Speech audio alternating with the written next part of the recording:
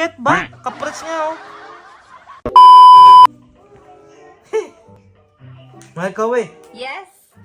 May direct message sa page natin sa Takusa G. Oo. Sabi, Takusa G, ang fresh mo naman lagi sa mga videos mo. Ano bang sikreto mo para maging stress-free? Lalo na yung face mo na apaka-fresh. Share naman dyan, please. Turo ko sa kanila, ano? Okay. Sige. Ganito lang maging stress-free. May nag-message sa akin kanina na aking Facebook page sa Takusa G. Ang face ko napaka-fresh sa mga video. Ano daw ba sikreto bakit ako fresh? Para daw ba maging stress-free?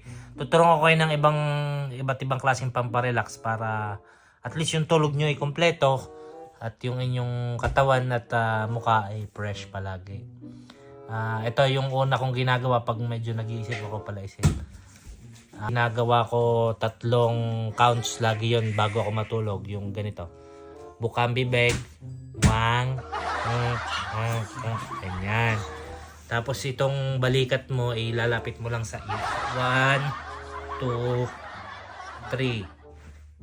Tapos yung isa, yun nga, yung at least 3 hanggang 4 na oras kang tulog sa gabi. Isa pa dun sa mga ginagawa ko bago ako matulog para at least mahimbing yung pakiramdam ko. Ito igaganyan mo lang tong 2 kamay mo. Sige, ako budoy.